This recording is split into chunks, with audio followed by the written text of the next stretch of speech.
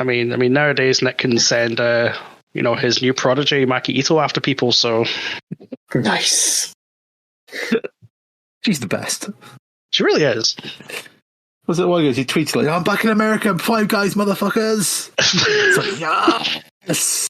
Yeah, that was the one where like kind of she tweeted something with like and hid the photo behind a spoiler click, and then just went, "Me and Five Guys," and all these like horny bastards like, "Oh," and it was like her sat there eating a Five Guys burger.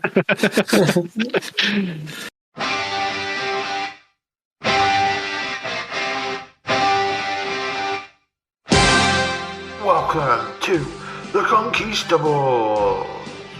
Tonight, the Conquistabores are heading to London, but not for Heat magazine, but for NXT TakeOver London. Stepping off the coach tonight, the Lone Wolf Euan Taylor, Samoa Cameron Phillips, No Flips Just Phil Doyle, and Hot Sauce Geordie Milburn. Only tonight on the Conquistabores.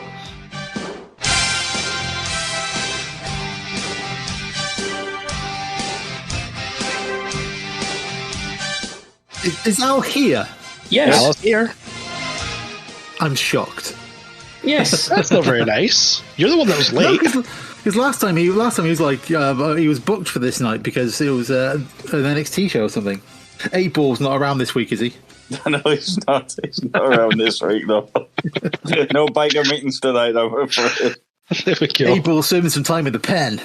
It's been quite a quiet week this week. There we go.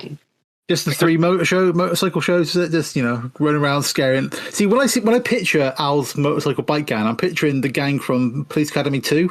Well, it's not my gang; it's my friend's gang. I just was there, just went along. Yes, but someone else is Zed who's in charge, and you're just like one of the other guys in the background. I'll imagine it's like Al's the Rock in the early days of The Nation, and then the one guy there's Farouk. Yeah. And eventually, you're trying to say there was a jazz piece of music played every time I went in the door. Yeah. Right,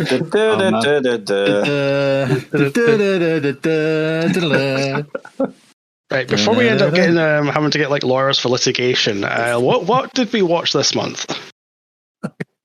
I forget. It's my choice, isn't it? I did a choice.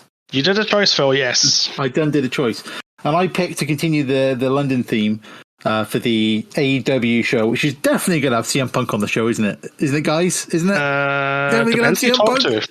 I think it's going to have CM Punk and Ace Steel versus the rest of the locker room. Is it going to be like that match from WCW where Hulk Hogan and Mandy Howard took on the rest of the locker room? Yeah. It's the triple-decker steel cage match with CM Punk and Ace Steel versus different levels of different people. The Elite will be waiting at the top of the very smallest cage for him. Yeah, he does pick some hills to die under, old Punk, doesn't he? Oh, fuck me. He's going to get a TV show like basically made for you with everything kind of done as you want it. But no, that guy who bit Kenny Omega, I want him. Oh, you can? Never mind. I'm going to walk out. Yeah, he's such a pissy, I just don't have any time for him, really, to be honest. He is a gigantic bell end, essentially. He was the best in the world. He was, yeah, but you've got to kind of basically look at it now. And when he walked out of WWE in 2014, you're kind of thinking, is there a reason why Vince didn't really rush to get him back? Maybe this. Yeah, it's probably this. Vince is like a lot of things. He's obviously, a sexual pest and a potential rapist. Yeah. But what he on a positive, he's like really good. Well, most of the time, he's really good at picking a locker room. And unless that person's making money, maybe I'll qualify by that. Unless that person's making them a lot of money, then he'll tend to if they're not pulling their weight, they tend to get out the door. Unless you're kind of certain people in the 90s, but as soon as you're causing trouble and you're not making money, you're pretty much out the door straight away, aren't you? And AEW Collision is basically the island of misfit toys. Is it Andrade, Miro? Yeah, Andrade, Miro, FTR, Punk, Thunder Rosa. Yep. So just get all the bad eggs in the one basket and see what happens. I did like the poster that was basically the Monday Nitro color scheme. That made me laugh. Someone's clearly not done up in about 5 minutes. Yep. But anyway, enough CM Punk talk. Yes. We've got other pieces of shit to talk about. There we go. So we are doing NXT. Oh, for God's sake. There we go. I'm all set now. So, returning to the back on track, the theme of wrestling in London because of the AEW show coming later in the year. I picked NXT TakeOver London. For the first time ever, this December, NXT takes over the UK. You jeopardize his future. You jeopardize my future. We will get retribution. Emma, see you in London. That's the way I like it, baby. I don't want to live forever. I was this close to realizing my dream. That's right, baby. When I get my hands on Baron Corbin, I'm going to break him. At TakeOver London, Apollo Nation falls. Everyone knows my story. Everyone knows that I've had to scratch and claw to get to this NXT Women's Championship, and I've had to beat the very best. You have been lucky that I didn't get here sooner, because if I did, you would have never been NXT Women's Champion. See you in London, Bayley.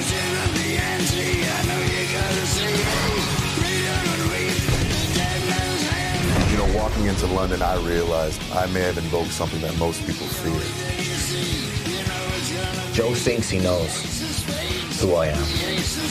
But in London, Joe's going to see a side of Finn Balor that he never knew existed.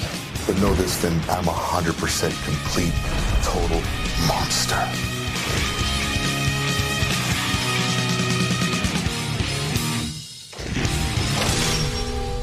Hooray! NXT takes over your colon. What? Yes, NXT takes over London. The show that came from the SSE Arena on December 16th, Wembley Stadium, 2015. Yeah, so Wembley Arena, not Wembley Stadium, eh? No. Sorry. No, WWE from flipping how long ago? 8 years ago. Take that. There you go. Most You of know, these it guys. used to have a swimming pool in there. Did they? It was used for the 1948 Olympics in London. Wow, that is. I did my research before we did this little thing. I know you like your dark matches, Al, but Christ, one's from 1948. It's a little bit before the event in question. That is a deep cut Alan fact for this match. Well, I've already mentioned the the WCW show there from 1991 or something. Yeah. Yep. Wow. That is beautiful. So I suppose in honour of that, I probably should mention some dark matches. Well, they weren't technically dark matches. It was like an NXT taping beforehand. Yeah, they were taped for NXT TV. Well, being a broadcast journalist, I've watched it. Oh, did you? Was it a good show? Nobody else watched it. No, because we're not good broadcast journalists. I've taken by surprise there, haven't I? You did? Yes, it was a three match show, and it was a 4-man elimination, 4-team elimination. No, not elimination, just a 4-team tag corners match. That's the word I'm looking for. I can't give you words. And what I quite liked is I recognised everybody. You know, they all kind of, most of them went on to do things. There was Chad Gable, Jason Jordan, Kurt Angle's son. There was the Vundervillains. I keep calling them. It's not Alpha Academy, American Academy. Is that it? American Academy, yeah. American Alpha. Oh, American Alpha. Sorry, yep. Yeah. And the thingy, what they call Hyperos. Yeah. Oh, yeah. I think is that the 4? I think that's the 4, isn't it? Blake and Murphy was the other team with Alexa Bliss. Blake and Murphy. That's the one. Yeah, I didn't know who Blake was. I'll be honest with you. Is he the one who was naughty and got sacked? Yes. And then Murphy's the one who's in the House of Black in AEW at the moment. Yeah, he's in the House of Black in AEW. Yeah, who say like he was on the verge of having a really good run as the Forgotten Sons and was quite a good little gimmick, and then he completely ruined it for everybody and just got himself. Pretty much. Yeah. Our commentary team is very much of the times. It's Rich Brennan, Corey Graves, and Byron Saxton. Now, I'm going to say something controversial here. I did not hate Corey Graves on this show. I fucking detest him nowadays. This is like early Corey Graves when he's not being quite so overtly a character. Correct. And also, I was like, I don't think they even introduced the team. And I was like, I recognised Corey Graves, but the other guys, I kind of like forgot who they were. And then I realised they're actually the banner on top of the SoundCloud page. Yes, they are. The three of them with Kevin Owens on commentary, and Corey Graves is really trying hard not to laugh so much because Kevin Owens is causing such chaos. Indeed. Oh, Yeah. yeah. Can I finish off the dark match lineup? We only You had certainly one. can. Sorry. Oh, God. The other two are quite interesting, actually. It features the debut of some bloke called Elias Sampson. Oh, Ezekiel's brother. So I have no idea. Again, he was called Samson, but that's obviously Vince McMahon can't have people with two names. That's just ridiculous. Never Anyone remember with two that. names. Never. He beat someone called Bull Dempsey, which I'm not familiar who he was. Oh, yeah, I remember Bull Dempsey. Was good. I like Bull. He was like, what do they call? He was like the last of a dying breed, or whatever they called him. Yes, that was. And his, then towards the end, his gimmick was he was like a practitioner of bull fit. Oh God, that's right. God, I love the bullfit stuff. That was great. All the crowd attention bull fit when he came to the ring. It was brilliant. We had this discussion for it on the air for that NXT at this time was actually really, really fun. Well, Elias would win with a top rope elbow, a Macho Man elbow. Nice. And your main event was a returning Sami Zayn, even, who had a very long injury layoff, apparently. This was his first match back, defeating Ty Dillinger.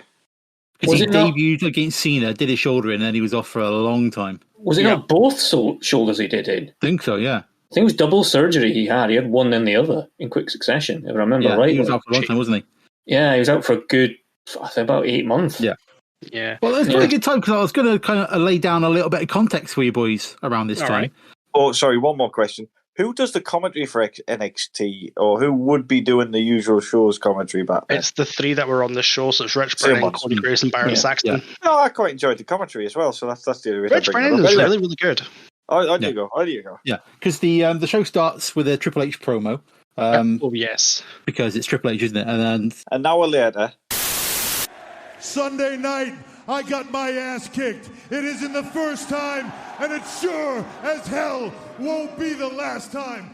But I'd have had to been dead if you didn't think I was coming here to be with you tonight. Yeah, I was going to say, it's a 2-hour show, so about half an hour in is when the actual wrestling starts, when once Trips finishes.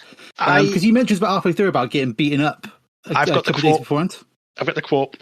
Sunday night, I got my ass kicked. It won't be the first time, and it won't be the last time. I wrote beside that, funny how relevant those words are in 2023. Yes. Poor Triple H. But he's actually referring to TLC, which was the weekend before, where he was duffed up by Roman Reigns. He was. And then that would lead up to him entering the Royal Rumble and winning the Rumble to win the title, and then going up against Reigns in the next WrestleMania, which was that 31? Oh, God, was that what a great main event. 31. But more importantly, at WrestleMania... 32, I think it might have been. Yeah, 32. At that WrestleMania is when AJ Styles debuted. That's right. And the Rumble. In the Rumble, yeah, he came out number 2, I think. I remember that because I was at a bar with Lisa and watching it live, and I marked out when he came out. We were all in somewhere in Glasgow, weren't we? We were in Walkabout in Glasgow, yes. We were. That's right. So, on WWE at the main time, it's during that period where WWE is trying to push Reigns as this kind of monster heel, and the crowd just aren't buying it. Yep. Like, they're all kind of turning against, they're all booing him. So I think the main product, people were kind of being not forced away from the main product, but kind of hardcore wrestling fans weren't interested, and they all seemed to turn to NXT. That's why I did. Over the kind of the previous year or so, which is why they kind of got to the point where they were taking it abroad and it was doing good numbers on the network and that sort of stuff. So it's an interesting little time, I think, where I think NXT's in a bit of a transition period. We'll touch on that as we go through the show, because I think a lot of people on here kind of move on in the next kind of 6 months. I mean, I was saying to Euan before we started recording, when it was just me and him on the chat, it's nice to watch a show. I know the theory is that obviously 2015 is not maybe retrospective enough, not looking at anyone in particular. Who would possibly be saying that? You could possibly say that. But it was usually when we do shows for Conquistabores, you kind of sit there and go, oh, look, that's that wrestler. Whatever happened to him? Oh, dead. And then it's nice to watch a show where you're like, oh, yeah, they're still doing stuff. Although it is still a show which is indicative, as you say, of a certain time frame, because we are 4 years away from the genesis of AEW. So it's really just WWE being the only show in town. Maybe a little bit of Impact Wrestling, but I think Impact's kind of tailing off around about this time. Impact at this time is not in a good state. Is it imploding? With them not kind of paying the guys? It's imploding badly at this point in time. Is this not like the Jeff Jarrett Global Force Wrestling kind of era? Coming up, we just came off the Aces and Eights storyline. Which is probably one of the best things they did at that time. That's a word for it, yeah. Yeah, but to be fair, storyline-wise, it was quite good. But anyway, I was enjoying this from the point of view of, like, you can kind of track people's careers, totally. sort of fairly recently. Because I think it's not long after this, I guess, it must be the next year that Adam Cole moves across onto NXT. And we kind of get into that next kind of, what's it, Tommaso Ciampa, Adam Cole, Undisputed Era. That kind of era. So you've had the initial kind of burst of NXT, which is like, Sami Zayn and Pac always kind of reminds me of that kind of early period. We got like, I think the first match that really kind of turned me onto NXT was that, was it 2 out 3 falls with Cesaro and Sami Zayn? Yes. That was the one that seemed to kind of get a real kind of fire, like a bit of heat underneath it, and that kind of brought people into just as the network was kind of starting up. So yeah, so it's an interesting period. Obviously, it's just before, like Cam said, I think it's about 2-3 years before. Well, when was All In or All Out, whatever it's called? What was it? All In? 2018. So you got about 3 years before All Out. Yeah. So it's very much a time when like Regal and Triple H are going around independents and just trying to get the best people possible into the program. So I say that's what it does. And this NXT at this time was always the buffer zone for independent stars to be, coming across into WWE before they were let loose on television. Yeah. Whereas now it's like, now in NXT, your main event is like, oh, here's a former football player and here's a former basketball player. We've kind of tried to teach them how to wrestle. Yeah, and then Rick Steiner's son. Yeah, and then pretty much Rick Steiner's son, but we won't give him the name Steiner. Yeah, because why would you do that? Well, he can wear his trunks, but he can't actually have his name. Yes. Yeah, exactly. Yeah. And it just feels like... Does he? Nope. No. He just looks, for all the world, like a young Rick Steiner. Pretty much, yeah. And you know exactly who his dad is, and it's just like kind of going, wow. And then... Can we just not have his name, please? That would make it much easier for the commentary team. Yeah. But is he even allowed a surname? He's called Braun Breaker. Oh, yeah, well, that'll be gone once he's in the main roster. No, he'll just be Braun. No, it's a Breaker. Yeah, Breaker, yeah. But yeah, this was like, I think at this point, NXT, like, whilst it was a developmental brand, essentially, I think it would still be like, it was bordering on being like a third brand for them. Like, it was. Well, the NXT did do a tour of the UK, and myself and Lisa went to the house show at the Hydro, and it was absolutely brilliant. Yeah, I think it was very much like, I think probably by like, the year or the year after, it was definitely like its own separate thing. Like, going up to the main roster wasn't necessarily the best thing that could happen to you if you were on NXT. Yep. And it's really since they did the kind of rainbow logo and they changed it, just before COVID, was it, when they tried to put it against NXT? Like, that seemed to win. It kind of went back to being like pure developmental, which probably hurt it a great deal. But anyway, I was reading a bit of, sorry, I'll be quick. I was reading an interview with Alexander Wolf. Oh yeah, formerly of Imperium. And he was saying apparently a lot of people in NXT around about that sort of time, and maybe even a little bit later, were absolutely petrified of getting put up to the main roster. And they really didn't want to do it because in NXT, your hotel bills and everything like that were taken care of, and your accommodation was taken care of, and your transport was taken care of. You earned a lot less than you were on the main roster, but everything was pretty much laid on for you. They made sure you were fed all right and all this kind of stuff. Whereas as soon as you went up to the main roster, they upped your wages, but it's like going, oh no, you organise all that shit now. Yeah, and it was just like, had to make time. Regal talked about that a few times when he was doing his podcast about how, like, it was meant to be like they tried to kind of get people just to support them more than anything else. Yeah, and there was so it was very much kind of like not a different world, but it was kind of like hived off and kind of let to be its own thing because there wasn't much into like when people went over. Yeah, when people went over, there wasn't really kind of like, it was very rare like the person's kind of character would kind of carry over from one to the other. Really, yeah. There'll be a lot of examples coming up of people that maybe went to the main roster and got completely wasted. But anyway, yes, let's kick into it. So we get Triple H out of the way. We all wake up and kind of shake the sleep out of our eyes, and then we're straight into our first match. No. Are we? I want to talk about this hype video. Oh, the hype video. This hype video absolutely rocked. I adored this video. And not just because it was using Ace of Spades, because Triple H just got a hard on for Motorhead. I noticed it didn't cut it from the network either. They actually must have paid the license to keep it on there, unlike some songs, yeah. I'm sure Triple H probably paid that personally. But I think this video was sort of reminded me, as we've discussed the last 10-15 minutes, how great NXT was at this point in time, because you had so many different characters, you had so many stories, and every match on this show has got its own little sort of independent storyline. Yeah, they've all kind of got a good build, at the very least, it's a decent build going into each one, isn't there? Mm-hmm. Absolutely. Oh, yeah, sure. So we cut from that to our opening contest. Yep, which will be a singles match with Asuka versus Emma. Yep. Asuka, she's really good. Yeah, I thought this is she's only debuted a month or so before this, I think. Mm-hmm. I was going to say, this is real early doors Asuka, because obviously she would go on to have quite the undefeated streak. She would. Totally. She wasn't pinned on WBT. I don't think she was ever pinned in NXT, wasn't she? She won the belt. She handed the belt over, didn't she? Yeah, because when she left the main roster, she handed it over and vacated it. She never got beat for it. I think it was obviously there was Charlotte that beat her for the first time. Yes. Mania, was it? Yeah, that Mania match with Charlotte with 30, it might have been 32 as well, maybe. No 33. 2018, I think. No, yeah, was it 2018? Because she won the Rumble, didn't she? Yeah, she did. Yeah, she did. It was a 2018 Rumble, I think, wasn't it? Because it's the Shinsuke one. It's the year they went, who's going to win the Rumbles? Both the Japanese guys. So yeah, it's like... Yeah, and she comes out to another C-Force banger, which we'll have throughout the night. Mm-hmm.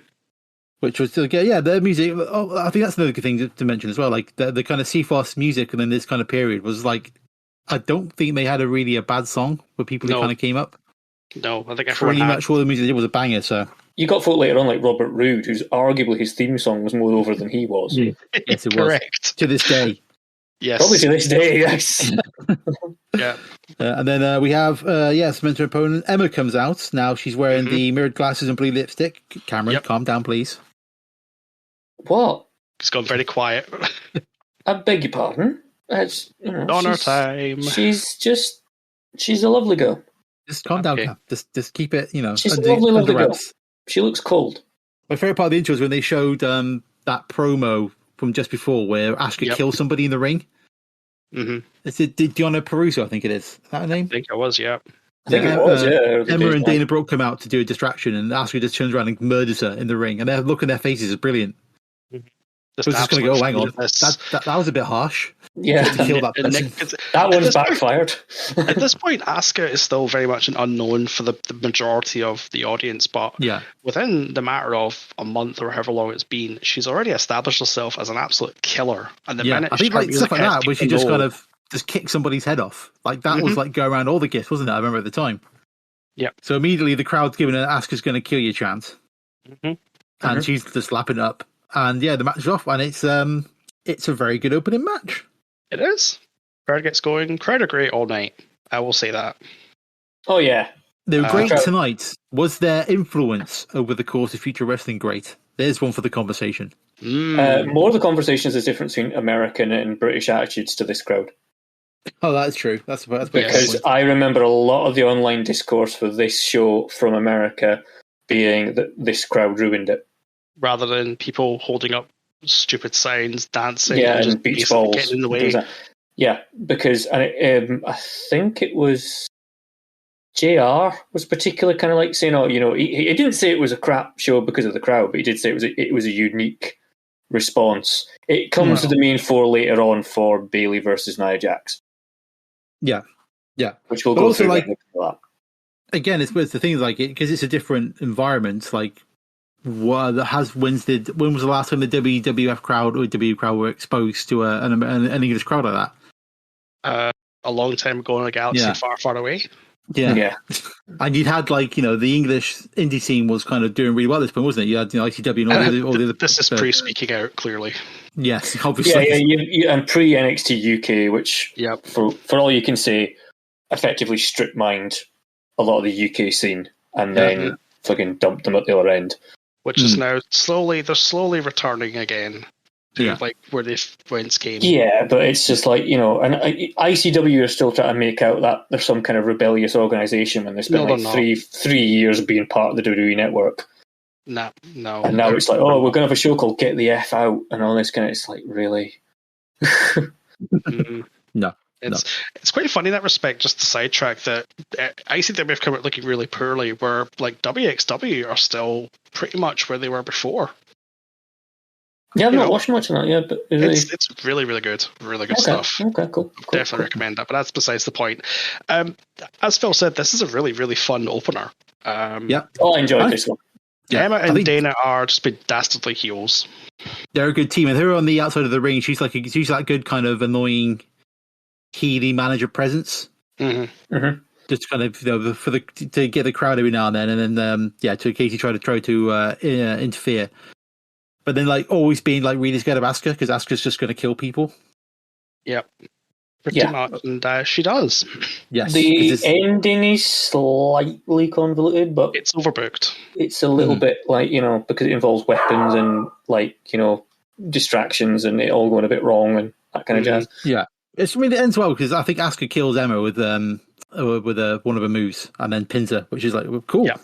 That's another body for the stack. Well done. The finish itself is clean, but the journey there was a bit convoluted and a bit kind of meh. Yeah. It took a little bit away from it, but overall, this was a really, really fun. No, it's what you want in an opening match. It sets the tone for the rest of the evening ahead. Oh, and it was about halfway through this match I realised the referee's the guy who turned into a right wing douchebag and got sacked. Mr. Drake Warts, you're a fucking douchebag. La la la la la. Is it? He's now wrestling for XPW, believe it or not. Yeah. Can't escape people like that. Who've been a sort of there was an incident a couple of weeks ago that I'm not going to go into detail about because it's pretty unsavoury. Unless you want me to. I think we'll move on because we've got some unsavoury characters in the next match, I think. So, or at least one unsavoury character. So, other than that, we see that's the Johnny Saint. Yeah, Johnny Saint in the crowd. Then we get Finn, Big Cass, and Enzo to kind of rocking up to the arena, walking past the Wembley Stadium. Samoa Joe coming off the coach, looking really pissed off because he must have been sat at the back or something. Just an angry mouth of coach. Indeed. And then we're into the next match, which is the Revival, although I think they're still called Dash and Dawson at this point. They're still Dash and Dawson, all the mechanics at this point. Oh, they were the mechanics, then they were the names, then they were the Revival versus Enzo and Big Cass. This match has got a lot of issues just with the people involved. I'm not ashamed to say this. I fucking adored Enzo and Kaz's gimmick at this time because it's over like Rover. So over. And Enzo was so good on the mic. Yes, his promos were kind of they had the kind of wild kind of flights of fancy that kind of the Warrior would go on, but they would still kind of make sense in the end. It felt really organic and it felt really off the cuff, which I suppose it probably was to a degree. There was this later when he talks about how he wants to run down a beach into his own arms or something. I can't remember what the context for the promo was, but it was that's brilliant. Yep. Why would you say that? And then, but they never pulled the trigger on them as champs, did they? Obviously, we're spoiling into the match there, but they never went over anybody to get the tag belts, which seems really strange considering how hot they were and what kind of merch sellers they must have been at the time. Because you see in the crowd, everyone's got a soft t-shirt. I suspect there may have been an underlying issue there, which may have been one Mr. Amori. Yeah, because I think the talk is there that he was never that popular in the dressing room. No. And then obviously when he's on the main roster, he has the sexual abuse allegations that caused him to be sacked, and he tries to invade Survivor Series, and he just that was an embarrassment. Where is he? Is he MLW at the moment, I think? No, he just got fired from there. Oh, wicked. He's doing well then. Obviously, Big Kaz. Was Enzo Amore not in a casket match with Jerry Lawler about a year ago? That does sound vaguely familiar. I'm not going to have to look that up. It lasted about 3 minutes. Sounds like a fever dream. That's what that sounds like. Yeah, I thought when I saw it advertised, I was like, what the fuck? Why would you have a casket match when no one involved has got that kind of gimmick? No one's the Undertaker. What's going on? Yeah, it just like felt really kind of like, what? Yes, that match did happen. Yeah, I knew it did. I knew it did. I will tell you exactly where that came from. Like it happened. That's all we need to know, I think. No, I'm going to tell you where it happened. This happened at WrestleFest 25. God. Wow. With Jerry Lawler. A future project. Where was that held at? Let me find out where that was held. God, is this part of the lineage of this World Cinema Trophy? I might be able to tie it in. I don't know, but all right. WrestleFest 25 was held in Poughkeepsie, New York. Oh, I know the place. No, I don't. You pick your toes in Poughkeepsie. Mm-hmm. Yeah.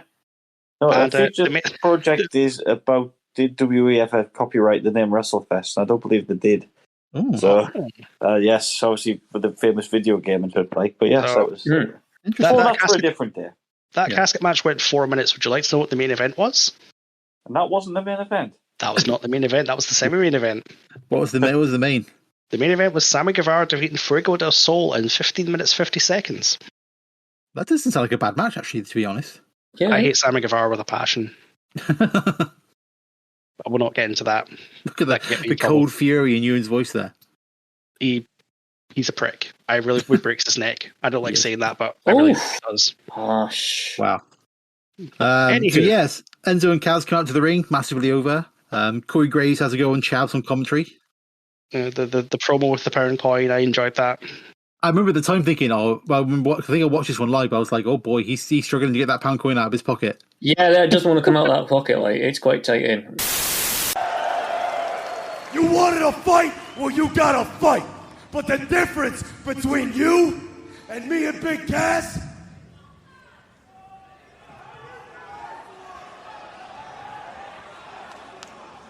if I had a pound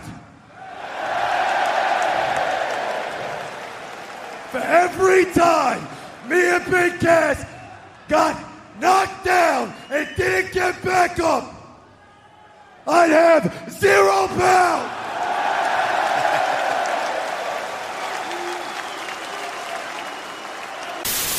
But speaking of amazing jackets, here come the Revival in 2 absolutely belters satin jackets. Yeah, I love FTR. Going back to the CFOS theme, the Revival's entrance music was just like chef's kiss perfect. Yeah, for their. I mean, it's the one they got now is like somehow even better. But that one was just summed them up like they're kind of brainbusters, late 80s WCW, Mid South, whatever kind of tag team. Oh, they were good. It was so good. I mean, they had a semi-decent run on the main roster. They won the belt a few times, but they were just never ever going to be like. Even though they were top guys, they were never going to be top guys because Vince, he's not a fan of tag team. Like tag team wrestling. Yeah. But those jackets, man, those satin jackets, I just can't. Beautiful jackets. So you need to calm down now. You're getting a little bit too excited. Did anyone like the moment where Enzo revealed his Union Jack on his costume? On his trunks, yeah, they were quite cool. That was, but the camera completely missed the reveal. Yeah, it suddenly kind of appears, doesn't it? And you're like, oh yeah, he's got a Union Jack. They cut to Euan to Enzo. It's like, oh yeah, he's got a Union Jack now. Okay, cool. The Revival run in NXT was ridiculous. Like they had this feud, then their feud with American Alpha was ridiculously good. Yes. And then the feud with DIY with Gargano and Ciampa. Before they evolved into the Mr. Overbooked 2019 disaster piece. But yeah, but the Revival tag team run was brilliant, and I think this is just like just another kind of stone in the path. Like it's brilliant. The match is really pacey. FTR just like big cheating bastards like the entire time. Crowd are going nuts whenever the heat's being brought on somebody. And it's amazing that Dash and Dawson got such a good match out of Enzo and Cass, who, while they were great on the mic, they were somewhat limited in the ring. Yeah, totally. I mean, I think them as a pair makes complete sense. That's why it's like when they were kind of broken up on the main roster, it didn't make any sense at all. Mm-hmm. Like they had much more benefit to them as a tag team than it did them as 2 singles. Yep, definitely. Because I think if Enzo, I think I might have said this before, if Enzo had come up in like the 80s or 90s, he's definitely somebody who they would have gone, right, you're a manager. Yes. Like they probably wouldn't have even they would have taken bumps but never been like a kind of active participant in the match sort of thing. Yeah, he'd have been like a Bobby Heenan or like that kind of character. He would be Yeah, he'd totally. be great on the mic, but he would just be there to get his head kicked in. Yeah, big heat for Kaz. Even though Kaz can talk when you go in, like it's it's just would have been interesting. But yeah, like you said, like there's issues with him that happened. Obviously, Kaz had his issues, and he's doing well now. Is he Big Bill Morrissey in AEW or Impact, wherever he is? Bill. And but yeah, like them at the time, like they were just great. I remember. I think my favorite thing of them was when Enzo knocked himself out on the ropes. Yes.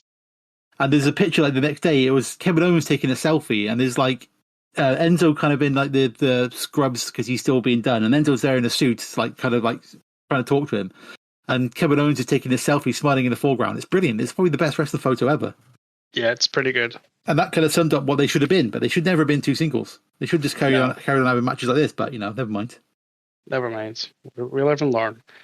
We cut backstage. Bayley arrives to the building, and we get a video package of Nia Jax. Is it fair to say that Nia Jax is probably one of the worst pushed talents WWE've had in a little while? You can see.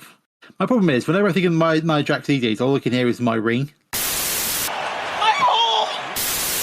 Yes, my ring. That's your thing in there now. There you go. That clip will never die. They'll never die.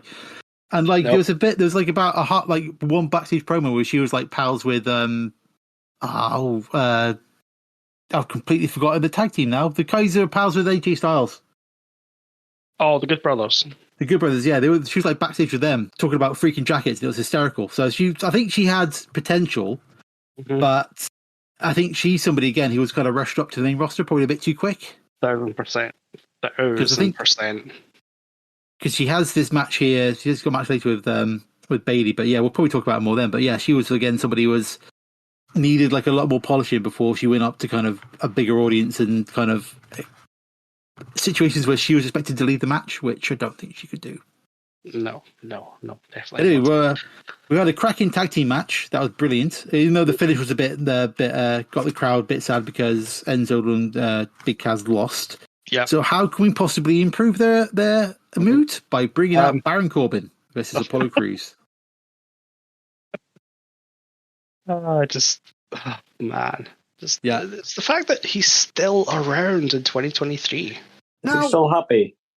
He's not actually anymore.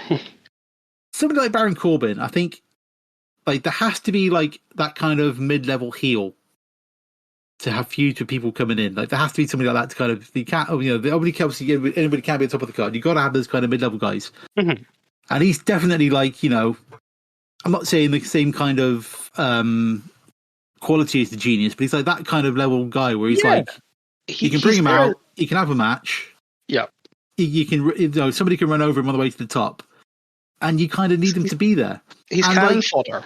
Yeah, exactly. But he does still the fact he gets a reaction out of the crowd most of the time. At least think like when you had the Raw GM stuff. Like I think people hated him at that point. Yeah, but they were still getting a reaction. I think that's always like when you're a wrestler, you either want to be loved or hated. You don't want to be in the middle. Yeah, you don't want to just get like met with indifference. Yeah, which I feel kind of happened to Apollo Crews as well. Yes, to kind of draw these kind of threads together. Because again, Apollo, I think I remember him coming into NXT with like a load of heat behind him because he was off for he was kind of again one of the big independent names at this point. Mm-hmm. He never recovered after he lost to Rocky. There's a good Rocky 1 and 2 joke there from Alan. Thank you for that. Although did he I suppose he was killed by Drago, wasn't he? He never really had a good match after that. No, you're right. He was never the same, but he was a good trainer. There you go. I remember him having he was hyped loads when he came into NXT. Again, I don't think he won he never had a title run on NXT. He was like one of those guys who kind of came in for about 6 months and was up onto the main roster. No, he had a couple shots, but he never actually got it. Yeah, so I think by the next year he's on the main roster. I think so. He wasn't here very long. And I think he's another guy who would have benefited from staying down there a few more feuds and a few more title runs before he went up. I think just to learn the style that's expected, because it's very, very different from the indie scene. It's, you're looking for the hard camera. You're looking to get reactions out of the crowd in front of you. You realize that you've got an audience of thousands that you need to play to as well. So the things that might work in a small 500 seat building won't necessarily fly. And even in NXT's building, even in this arena right now, can't do the same things as you could do before. So you need to almost relearn how to get heat, how to connect with a crowd where, they're sitting maybe 50 feet away, for example, whereas before you could literally reach out and touch them. Yeah, totally. I think the crowd kind of, they get involved a lot in this match. I mean, there's, I think for Corbin, there's a "you're shit and you know you are" chant.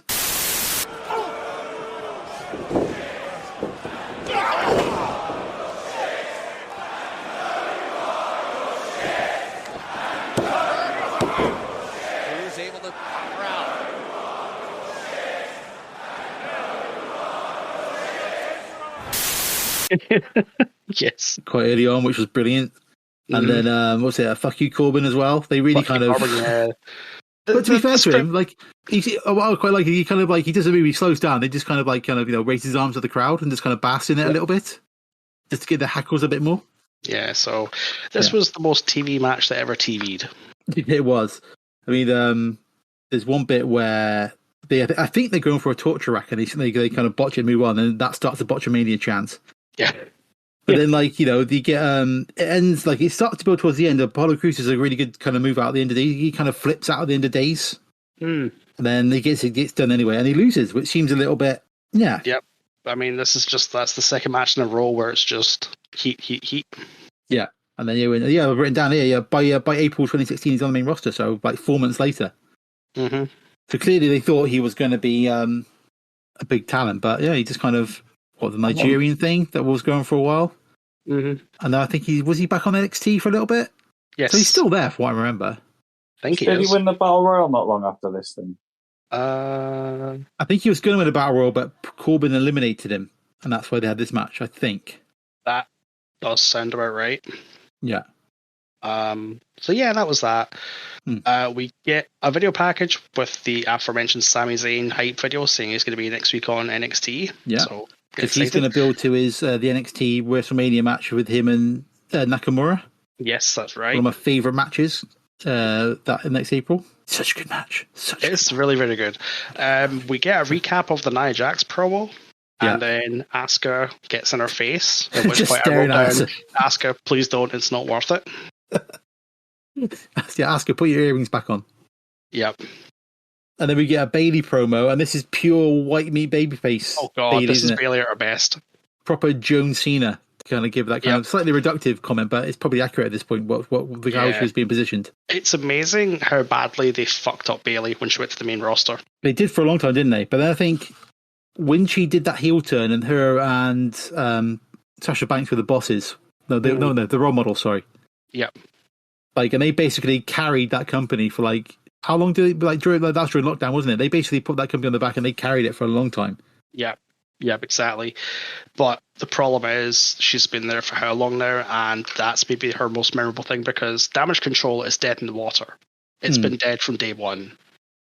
And I think with Bayley they've just struggled to try and do things with her that the crowd are willing to accept and also go, that does make kind of sense because a WWE crowd's not looking for great expectations, but they're looking for something to get their teeth into. They're not just going to take on, oh, you're bad this week. Okay. Yeah. I think she's still got a connection to the audience. I think that's always going to be there. But it's nothing like what it is here. I mean, the crowd are absolutely losing it.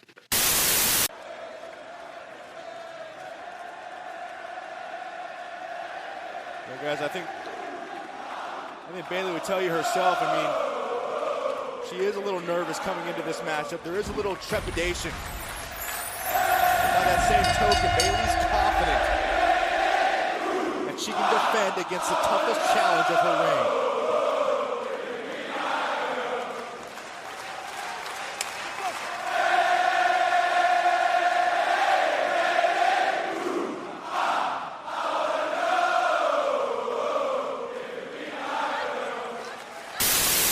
It almost seems to put her off when you see her her face at the beginning. I think it just catches her completely off guard. She's just like, oh shit, I'm not the main event, guys, but thanks. Yeah, just going nuts for Bayley. Because we're post her match with... We've done the Iron Man match? We've done the Iron Man at this point, yes. Yeah, so obviously she's she's got a connection with the audience, but she's also got a massive wrestling credit at the same time. Mm-hmm. Which, and Nia Jax hasn't really got either. Nia Jax is a large woman with a very limited skill set who should not have been in this position. It kind of reminds me of like Adam Bomb. Oh, that's unfair. Adam Bomb at least tried. But I'll back me up here. She's trying, but they kind of come to the ring and they kind of stomp around and do some big moves. It's very much got a kind of, monster heel kind of flavour to Nia Jax, which is, probably makes sense for her kind of strength and size. Mm. But then having Bayley choke her out kind of undercuts that a little bit. Just a bit. Which, the commentary team, big up lots, is the whole period where like Bayley's getting chucked around everywhere and the commentary team are like, oh, this is so tough to watch. Oh, I can't watch this. Ring the bell now. Mm. They're really kind of doing that. But then Bayley just keeps going for a choke. You get a stand up if you love Bayley chant. And then eventually, she chokes her out and she wins. She gets it. I mean, to be honest, Bayley could have came out, done her entrance and walked to the back and everyone would have been quite happy. That's true. I mean, it is like it's a good old victory for Bayley. I think it helps her as a champion that she can kind of overcome ridiculously big challenges. But Nia Jax just seems to have the kind of legs cut out from underneath her because... Well, they just were too quick pushing her. She wasn't ready. Yeah. And then she goes up into the main roster not too long after it. Which half the roster. Because she came back for the last Rumble, didn't she? For the Women's Rumble. That was a one-off. Like a one-shot sort of thing. They must have seen her and just went, you know what, we're good. Thank you for coming, but you know what, we don't have anything for you. Yeah, I mean they're booking the booking for the women's division's not been great the last couple of years, but you still got people like Becky Lynch knocking about and not Sasha. Sorry, she's elsewhere. Who am I thinking of? Judgment Day lady. I've completely forgotten her name. Rhea Ripley. Who's your mammy? Rhea Ripley. Rhea Ripley. That's it. Jesus Christ. I kept trying to say Ricky or something, but Rhea Ripley, like her work and everything. It's been over the last kind of. Did we mention it last time when she got that video where she fronted up to Solo Sikoa? No, we didn't mention that, but yes, that was very fun. And like Paul Heyman's asked him to swap places with Jey Uso, so he does. And so she swaps places with Finn, so she's staring at him again. As a one thing, I'm thinking, like, I would genuinely want to see that as a match. Like, I genuinely would watch that Rhea Ripley versus Solo Sikoa, just going nuts. So we've made it to the main event. Yep. Where we start looping back on ourselves because we get a promo for next week's match, which is the dark match that was filmed before the pay-per-view started. Mm-hmm. Yes, it's confusing because when I watched that show, it kept saying last week, when in reality it wasn't. It was like 2 hours later or so, wasn't it? Yeah. You're like, that's not how time works. Yeah. So there was the Vaudevillains, the Hype Bros, Blake and Murphy, and American Alpha. Which a quick word on American Alpha. They were a great team, and it's really sad that Jordan had his injury and had to move to where he was. Yes, I agree. Being abusive, but I mean, for all told, he's really good. He was involved in one of the stupidest storylines ever in wrestling history. Correct. It was stupid. I'm not going to tell you you're wrong. Absolutely ridiculous. Yeah, it was bad. Nobody bought it. I mean, Kurt Angle's been around for so long. Just have this magic sun pop up. It was so stupid. I mean, was it better or worse than a hand? Let's be honest. Is not things bad. popping up. Was that Cameron joining now? That was Cameron. Back from the car. He's in the car park. Oh, is he live from the station? He's live from the station, yeah. Oh my! He sounds like he's doing commentary from Mexico '86. Yep. No, he's gone. I was going to say it's not the best connection down in them Scottish borders. He's on the satellite line from South America, commentating on football. And also, I just want a quick word on the Vaudevillains. I love the Vaudevillains. Yep. They were again it was like a weird one of those things that like it worked really well in NXT, but as soon as you moved anywhere else, like it just wasn't going to work. It was really kind of that show in that time. They were an example of the team where like you did need to repackage them if they went to the main roster. They couldn't take that act because, again, the difference between your NXT audience and your main roster audience. You can get away with the kitschy and sort of fun things in NXT, but in the main roster, you're dealing with a much wider group of people. So you need to tailor your gimmick to try and group up as many people as you can. Yeah. And I think that one was just too niche. It's a strange thing though, because the counter argument is always like these guys are like over on this show and they're pulling in people on like pay-per-views, like when they get to like the Brooklyn shows, and you've got like this is what 10,000 people here I think for this in the UK. And then later on I think with the Vaudevillains champs, and they had a good, was it against FTR? Oh, I assume it was against FTR. They had some tag team matches and stuff, so they were like a popular act on the show, and it's still drawing in numbers for the pay-per-view. So why wouldn't it transfer? But it's it's tough, isn't it, to kind of, can you just lift up and drop that, or do you need to change it? It goes back to the territory stuff in the 80s, for like, they were bringing in guys from everywhere, weren't they? Mm-hmm. I mean, if this gimmick came out on Monday Night Raw in 1996, it would probably fly. It probably would do. Because the thing is, like, the gimmick's one thing, but as long as the kind of the wrestling underneath it is still good, you're still going to get the audience that way, aren't you? Exactly. So even with that goofiness, and then they obviously had that when they broke up on the main roster, we got Rusev Day out of it as well, didn't we? So things worked out all right in the end. Exactly. So we get to the main event for the NXT Championship. Finn Balor defending against Samoa Joe, and this one actually had quite a little bit of story behind it, because Finn Balor and Samoa Joe had teamed up to win the inaugural Dusty Cup, but then Joe, being the bastard that he is, turned on Finn because he wanted a title shot. I don't know if you heard him, Euan, but he threw away 10 years of friendship. He did. I don't know if you heard him mention that. They only mentioned it a couple of times, I think. It was a bit under the radar, but he threw away like a 10-year friendship to go for the belt. A 10-year friendship. 10-year friendship down the drain. We used to be friends, Joe. Yeah, I used to trust you. I'm gonna admit. He's destroyed a 10-year friendship, and now it's personal. But like the whole they kind of show some promos with like I think Joe's talking to Finn, he just kind of taps the belt when he walks off. Mm-hmm. It's just like you could just tell, you could feel the tension, and it's not the WWE way of like banging you over the head with it until your head is just like dust. Little things of Joe looking at the belt, kind of going, "That looks nice. I'd like that." That's good. Can I have a shot of that? And Finn's like, "Yeah, you can have a shot at some point." And then of course, he was like, "Whoa!" Giant bastard, and just destroys Finn. He's a giant bastard. He's such a bastard. And obviously, we get I think, because this is a big show, we're going to get a big entrance for the show, for the entrances for this, a big production number. But obviously, Joe gets a towel. Yep. For his big entrance, and then that's appropriate for Joe. Joe's just an ass kicker. He's coming out, and the look at his face is just, I'm going to fuck this little twerp up in front of your home crowd. And they said like, Finn has to bring out the demon, but I'm a monster all the time. It's like, yes, Joe's going to kill you. Mm-hmm. There you go. So what do we think of when Finn comes out as Jack the Demon? Is that very lazy? I didn't like it. It looked goofy. Just come out as a demon. Well, without the top hat and the cloak. Exactly. Just come out as a demon. I think Finn rates it as like one of his favourite entrances. No. But then you got to consider, like, he's basically on against a home, home crowd, isn't he? Essentially. So with that kind of crowd behind it, it's bound to be good. Well, yeah, anything could be. Being in the moment, being within it, sort of thing. Yeah, I maintain that a top hat. His entrance at Wrestle Kingdom, where he comes out as Venom, is probably one of his best. Was that Wrestle Kingdom 8 in Tokyo Dome? That's the one. That's the one, yeah. Number one on the pay-per-view list, just to kind of throw that out there. There it is. So, this match is everything you expect it to be. Both men are not holding back in the slightest. No, it's very much like they bring in that kind of real strong style. I mean, I think that'll be the theme over the next year, especially when like Nakamura comes in, that kind of real hard-hitting, chops in, kind of knock down, drag out kind of affair, which, I think this we're on to, like, I think this is NXT TakeOver number 8. And I don't think we've had there was really like a bad one so far. No, this is the run of every time a TakeOver was coming, I was really excited because I knew I was going to get a good 2.5 hour show of solid wrestling, storyline movement, and maybe a debut.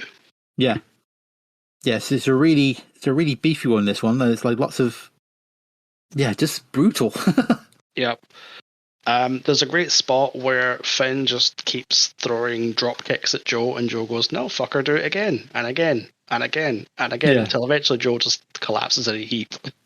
Yeah. There's some great things. There's like there's a dive from Joe to the outside with the camera, like it just missed the camera and looks really good. Yep. Yeah. And there's I think Finn kind of misses a move out the ring, and then Joe just picks him up and just slams him through the floor. Yeah, that probably didn't feel very good. Yeah. And obviously, like, I think the demon character was always this kind of like invincible kind of character. It's Cactus Jack, yeah. Yeah, the demon was only brought out. It was like the final boss of you've driven him to the point where him being Finn Balor alone wasn't enough. He had to go to that dark place. He had to go to that place where he became a killing machine, a monster. And he had to in this case because he was going up against the killing machine Samoa Joe, so he had to get the demon out to almost have a chance against them. Yeah. But the problem is, like, when he does that, it's like, oh, he's going to win then. Pretty much, yeah. I think they tried to build that kind of, what's the word? That kind of expectation. Yeah, they kind of maybe Joe can do it because he does batter him quite a lot. He does, in this match, doesn't he? Absolutely. There's some quite brutal submissions on it as well. He keeps going for the coquina clutch and that sort of stuff. So they're really kind of like, I don't know if I thought he was going to lose because it's like, they're not going to pay for that. They're not going to undercut that character at this point. No. I mean, I can't remember how long into the title run he is at this point, but I don't think he's very far in. Let's have a look. He won the belt. Where is it? He won it in Japan. Yes. July he'd won it. Okay, so we're what? 5 months in? Yeah. It was the Beast in the East in Tokyo, where Brock Lesnar killed Kofi Kingston the first time. Yes, that was fun. Yeah. So I think his run lasts until, where does it go to? So not post-Mania? June, I think. Yeah, he lost it to Samoa Joe in June in a steel cage match. Oh yeah, and that was his first loss under as the Demon. So Joe beat him in the end. And this is back in the time where NXT, your main champion, would have that long run. They would have that maybe 9 to 12 months to establish their reign and also build, other people up as well. So yeah, totally. Because he won off Kevin Owens, who kind of went up onto the main roster after that, didn't he, to do his run there. And then prior to that was Sami Zayn. And again, that was another one where Finn was surviving to the point because Owens was an absolute homicidal lunatic. He was trying to murder him in their match. Mm-hmm. But again, I think maybe that's a common theme to these matches. Just like a lot of it is just one person trying to murder the other one as much as possible. Yep, pretty much. And again, Finn had to bring the demon out to have any shot of defeating him, and obviously he did. And again, he brought out in this match and did again. Mm-hmm. And then I think when we get towards finishes, like Joe looks like he's going to go for a muscle buster from the top rope. Yep. Which I think I was like, at that point, because had he done the injury to Tyson Kidd at that point? I don't think so, but it's not far away. Sure, I think he might have done. I thought he did it before he debuted. Yeah, I remember it being early in. I think it was 2015. It was. Oh yeah, so this was 2015, wasn't it? So June 2015 was when he did it. Oh, okay. So this was December 2015. So yeah, it was like early, not more than 6 months previously when he. Which was complete fluke. You can't. Yeah, you can't go for it, but it's still like when you see them going for that move from the top rope, it's like, oh my god, should we really? Yeah, it's a crazy move anyway without the injury, because it's one of these ones that, like you say, do it wrong and you end up like Big E, for example. Yeah, he's still not back yet, is he? With his neck injury. Still not back, but if it goes right, it's a fantastic visual, but it's incredibly risky. Yeah, especially from you can do like an avalanche one from the top rope. But Finn counters it, hits the coup de grace. Yep, and he wins. We get a happy ending.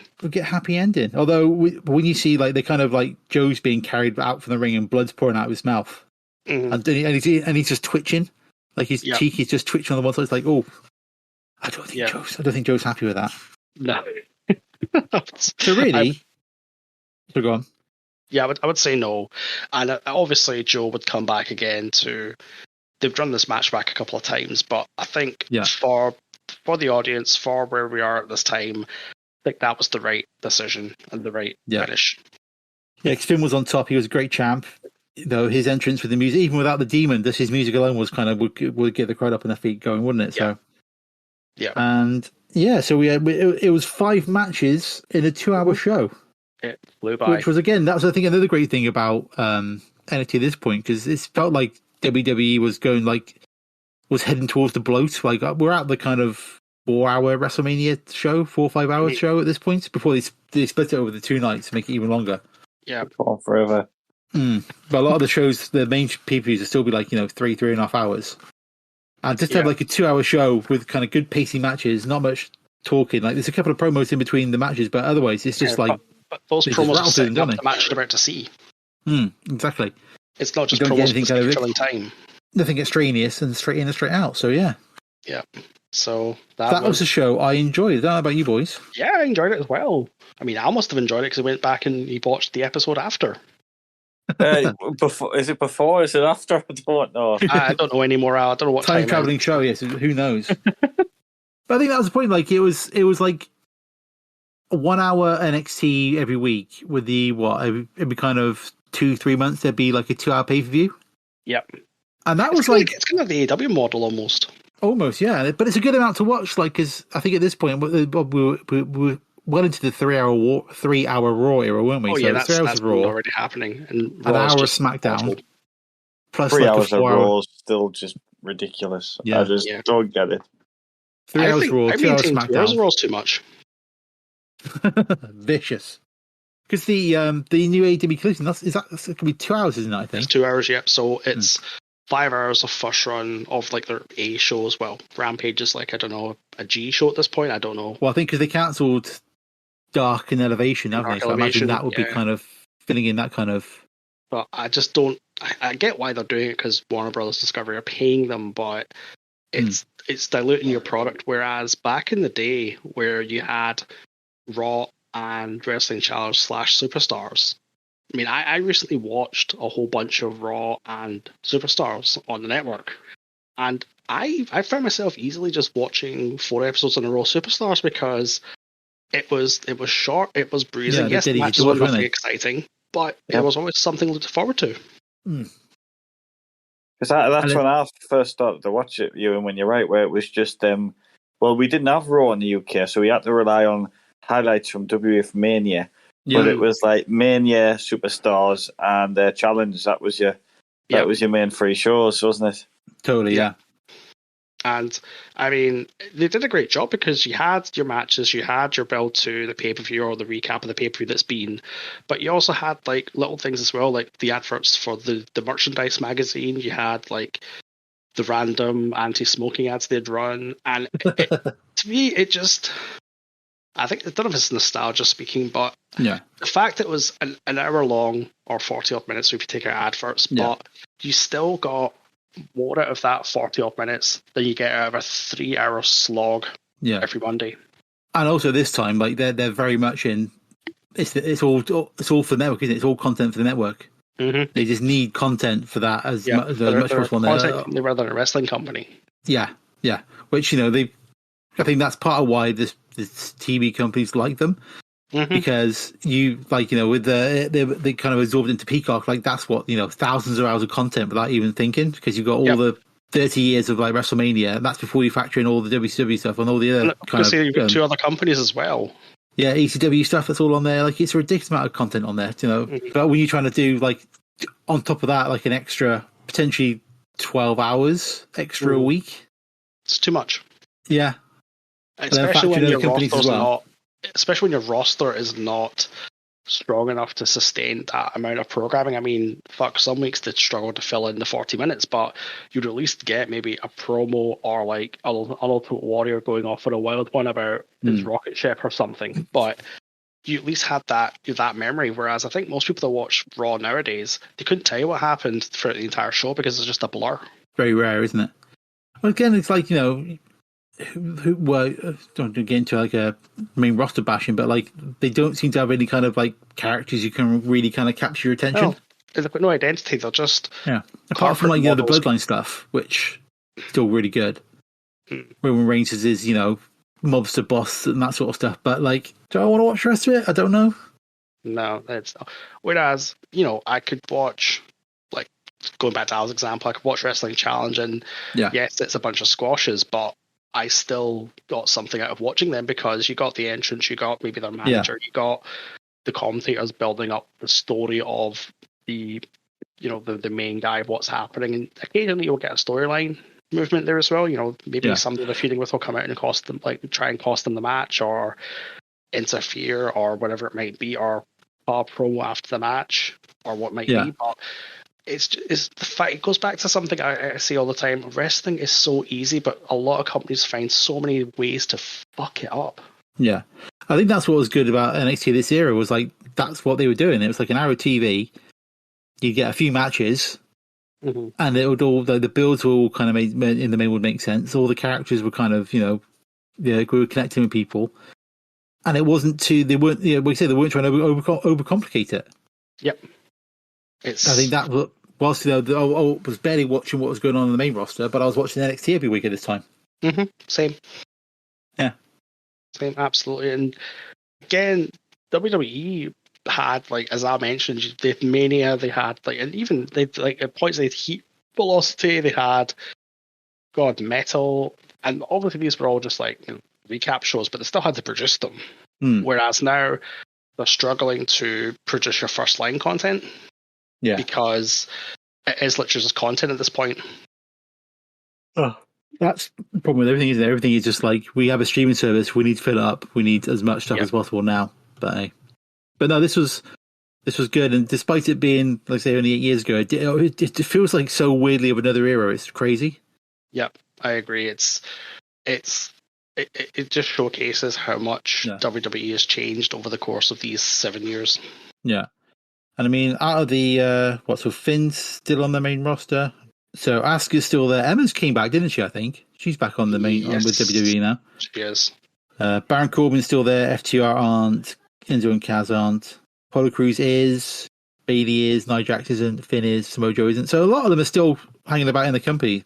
Looking at it from today's time. So, but are they doing anything in particular? No. I think Finn's probably in the best position out of all of them. I think. Yeah. Judgment Day's got some heat behind it, but mainly because they're kind of hanging on to Rhea Ripley's coattails, and arguably Dominic is the Mysterio as well. Yeah, like just the heat he gets from just being alive is just ridiculous. It's quite a skill where your sole existence is enough just to just coming out and just breathing is enough to get an entire crowd screaming for your blood. Yeah, like I hope he gets better in the ring because he's got such a good kind of knack for being a heel. If he can just kind of get even halfway towards his dad's skills, but yes, we've got a good wrestler there. Yeah, I agree. Yeah. So, I guess we need to come across this questionnaire of where do we put this show in the table? Is Cameron able to talk though to offer his opinion, or is he silent? I am here. I am back from Mexico. Welcome back. How's Jesse Ventura? He's grand. He's okay. Not a problem at all. Still complaining about Hulk Hogan. What a surprise. No change there. Before we place this onto the leaderboard, Cameron, would you like to express any thoughts about what you've missed of the show? To give you a chance to kind of fill in any gaps. Anything particularly you want to raise that you noted down? Let's have a little look through my notes. Did we talk about I think I hinted at it a little while ago, the American response to the Nia Jax Bayley singing? We didn't mention it as a point, but we did mention the fact that there was some discourse that the American crowd didn't quite understand the UK football almost mentality of the crowd. Yeah, there was a thing about how Bayley spends a lot of that match essentially not able to take Nia Jax down and not able to being sort of the baby face that gets beat up all the time. And the American fans were a little bit kind of saying, well, you're supposed to cheer your babyface on. You're not supposed to just continue singing whilst they're getting their arse kicked. As if there's some kind of strange etiquette to all this. Yeah, that's hilarious that WWE is the home of wrestling etiquette. Yeah. But the singing is the cheering, though, at this point, though, surely. That's it.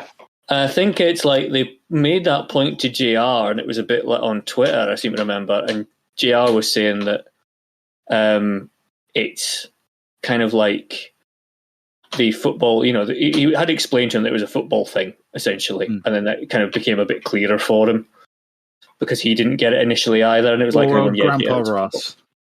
Oh, Grandpa Ross, yeah, he sort of said it's a football thing, and everyone chants and cheers, and it goes on pretty much all night.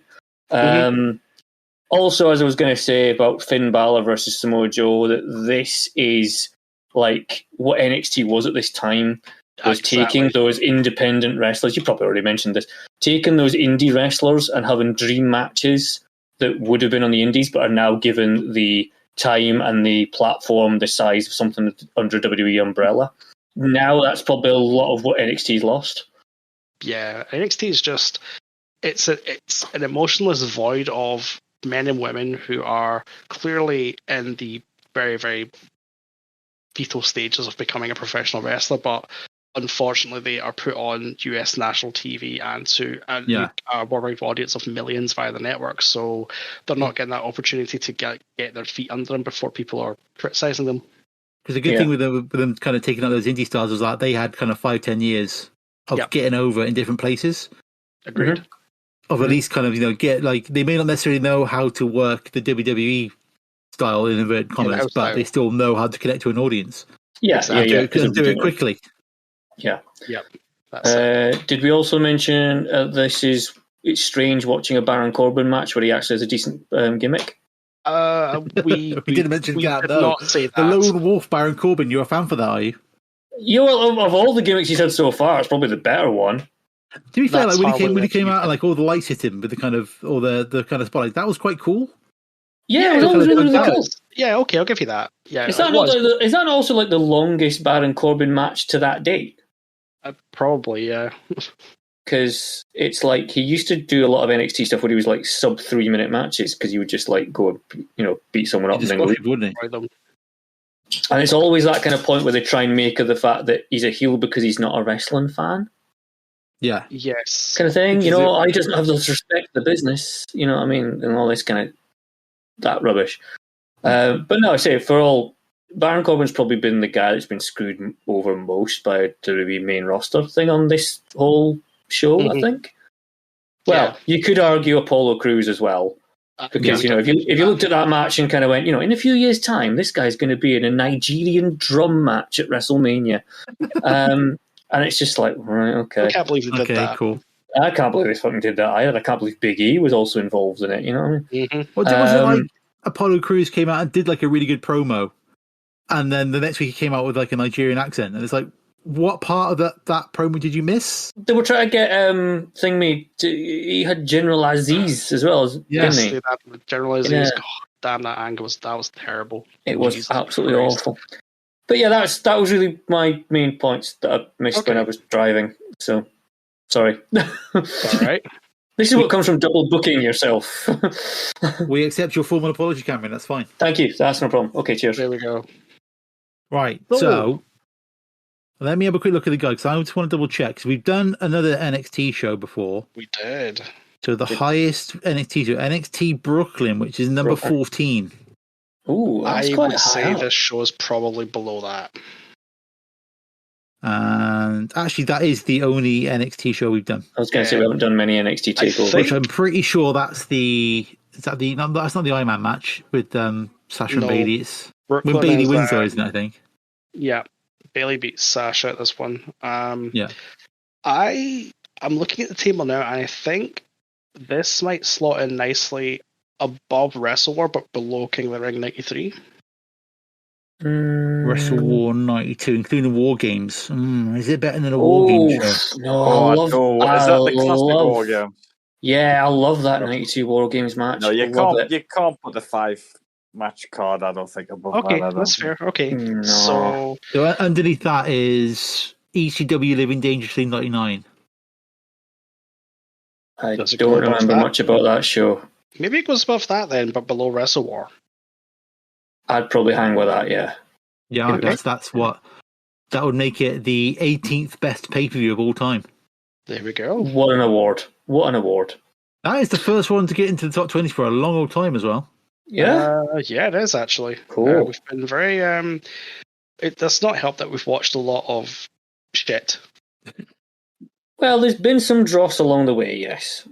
Hi, TNA. Isn't it true that like the best is dross is the dross that we made along the way, or is that Friends? I forget. One of the two. I think no. The dross we love is the dross that was in it all the time. There you go. There you go.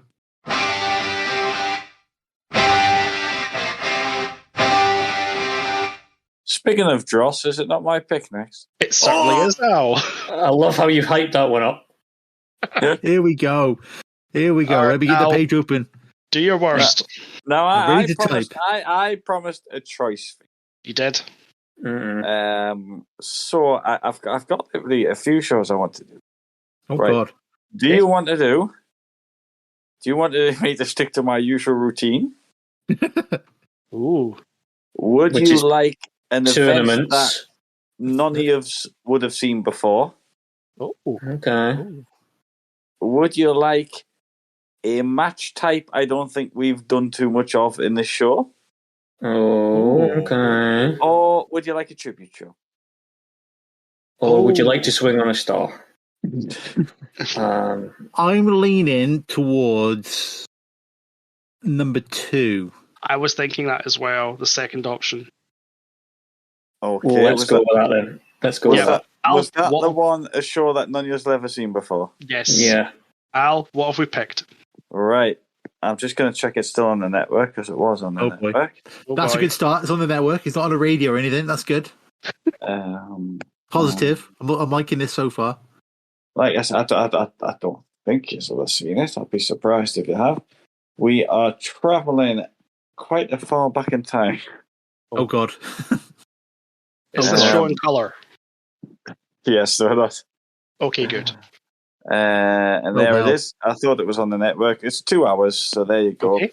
From 1986. Oh, boy. Oh, God. I give you the big event. Oh! What the hell? I know this is in Toronto.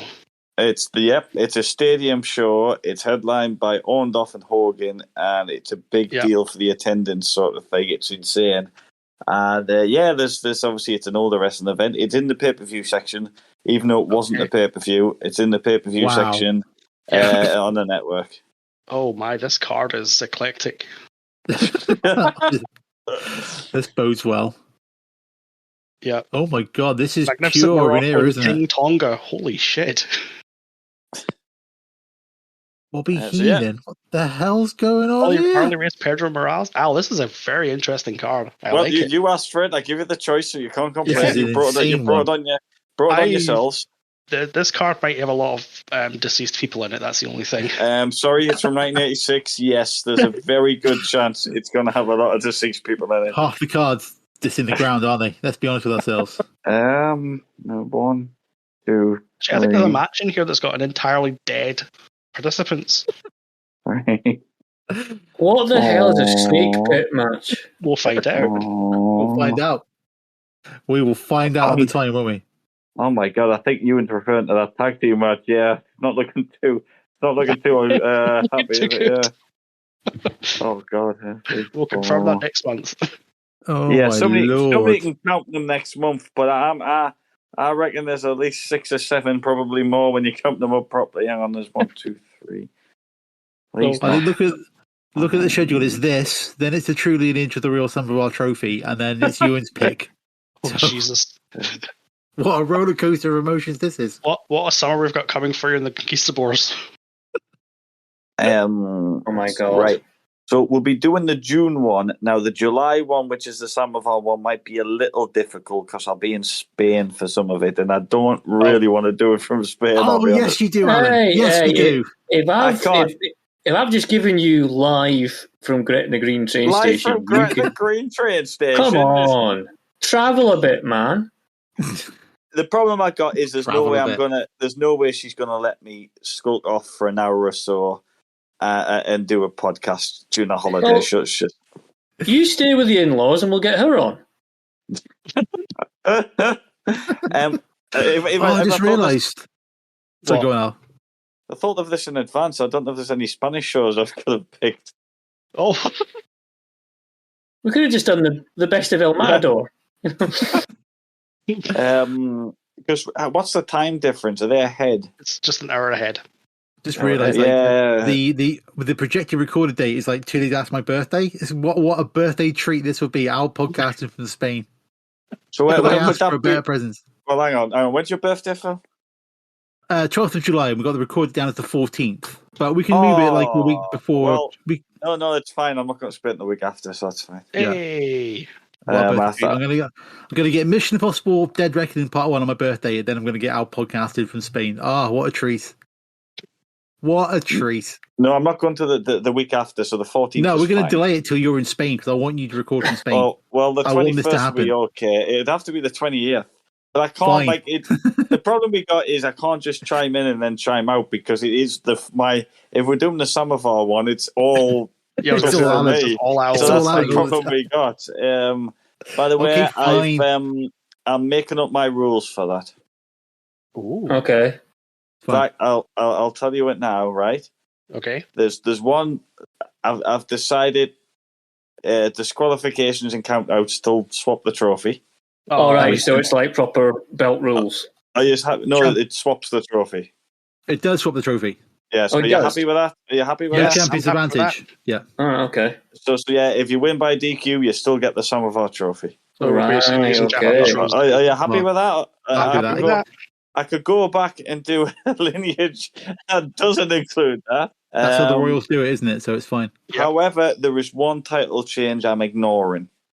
Okay. It was at a house show, and apparently, I won't tell you the participants. We'll get that later. The top rope broke. No, somebody beat somebody in a steel cage match. Yeah. By disqualification. I'm not having that bullshit. I'm not having that bullshit. Absolute bullshit. No, I'm like, that's not enough for the trophy. You're not getting the trophy on that one. A DQ in a cage match. That's amazing. That's like I'm pretty sure just Bull Dempsey was in that no DQ match where they didn't do anything that would warrant disqualification. Yeah. I'm sure it was him. Wrestling is really stupid sometimes. Yeah, he did a no DQ match and they had it like all in the ring and someone got pinned and it's like, but you didn't do anything. Yeah, it's tremendous. But yes, the big event. Sorry, the main event. As I watched the wrong show, but no, I've got it on my list, so we can look forward. Yeah, it's a 1986 show, but what it ties in nicely for is we're on about people who want to see wrestling.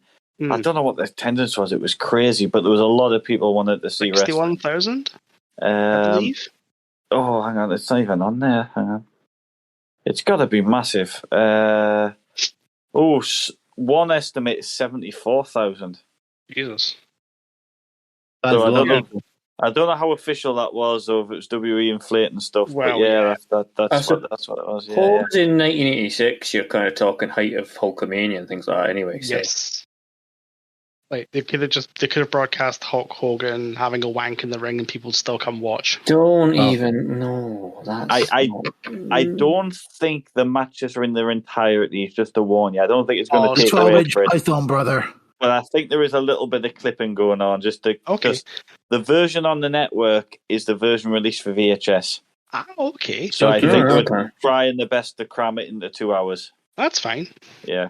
Oh, of course, because they'll have to limit for the tape. Yeah, right. Although you say that a lot of it, because if you go back and watch like WrestleMania 5, 6, or even 7 on tape, it's all clipped. All the matches are clipped very well, I must say. Not obviously, but the network's got the full versions on it. So yeah, it was like the original version was close to 4 hours, but the recording would go 2.5 to 3 on the VHS. Yeah. Okay. There you go. There's a little bit. People look at that. I'm looking forward to doing a big event because it's a big event. It's literally a big event. They should have come up with a better name for it. I think we'll discuss that at the time. Possibly, yes. Yeah. There you go. Yes. Moose Mania, for example. There you go. I found it. NXT TakeOver Colon Rival. Baron Corbin defeated Bull Dempsey by pinfall in a no DQ match, and they didn't do a single thing in that match that would warrant a disqualification. Tremendous. I bet they used the open. I bet the punch. Did they use open hand slaps? No, you're probably right. They probably would have done a close fist, especially that would have been the rule. Yeah, that's the same show where Kevin Owens beat Sami Zayn for the NXT Championship. Glory time. The year Tommy debuted that one. I should have picked that show. That was a good one as well. Oh God, yeah, Christ. I wonder what he's doing these days. He's still New Japan, isn't he? I'm being sarcastic. Yeah, he's in. Yeah. Oh, I missed that. He is the New Japan Strong Champion right now. Did not have a favourable time in NXT, did our Hideo time? No. I think because he seemed like he was going to get a big push because I remember they did like a whole backstage thing with him at the WrestleMania that year. Mm-hmm. But then that's when he did a shoulder injury and he was out for like a year. Yeah. And I think that completely derailed him. And when he came back, he just kind of couldn't find the right place to couldn't find his place. And then they let him go. Yeah. Yep. Just try not to read about this event on Wikipedia or anything because there's a bit that happens in it. I'd love you just to watch as is rather than read. I've literally just added the show to my list on the network. I'm not going to look at anything else until I watch the show. Yeah, there's one bit that I think's hilarious, but just watch it. It's best if you watch it without knowing what's coming. I think it's really funny. That sounds good to me. Okay. So. All right, so there you go. The big event. That is where we're going next. Yeah, look forward to that next week, folks. I guess look forward to it. Yes, look forward to it. I don't think it won't be an excellent show, but I don't think it'll be a terrible show. It's going to be one of these shows where it's going to be more enjoyable. You use it too hard on old wrestling, you know. He's a very, very critical when it comes to old wrestling. So I'm just very critical in general, so you know, comes with the territory. Yeah. So, on another note, Cam, I think Anna might have got promoted tonight. They have. I thought so. They were winning last time I looked. Still got Gretna's turnstiles, though. Is this football chat? Yeah, this is football chat. This is what Division 1 chat? League 1 chat now? Yeah. I'll drop in the match today team and you can carry on. Hang on. There you go.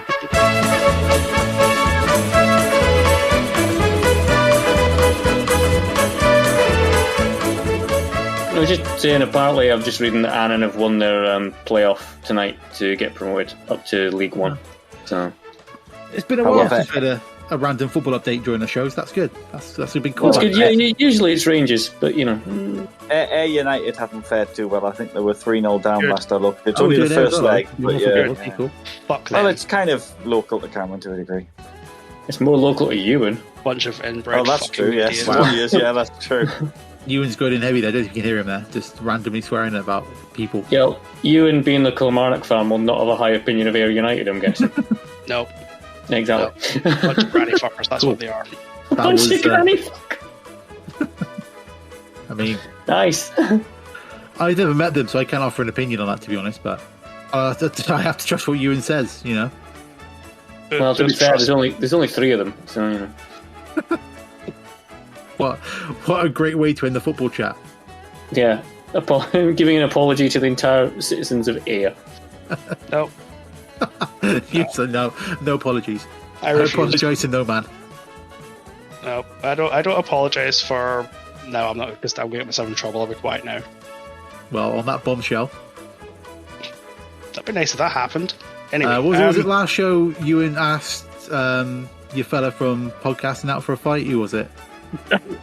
I was calling out Conrad Thompson last time. Yeah, Conrad Thompson called out a fight. Now you called out the entirety of Air out for a fight. I mean, that's like 3 people, a dog, and I don't know. Join us next week to find out who Euan's taking on in the Octagon next. No. Oh God, Mr. T. Mr. T. Excuse me, I'm Mr. T. Yeah, that'll be the that'll be the match. That'll be the title. Yeah. Who's the true Mr. T? Oh no, it's Harlem Heat all over again. Oh man, that'd be great. There's only one Mr. T around these parts, sucker. First name Mr. Middle name period. Last name T. Oh God. Well, on that note, I was going to say in England that middle name's not the best, but anyway. Oh God! Right, let's wrap this up before we end up getting ourselves in more trouble. That's it. I'll fade out there. Don't worry. The music's already come up by now. Don't worry. All right, perfect. We're out.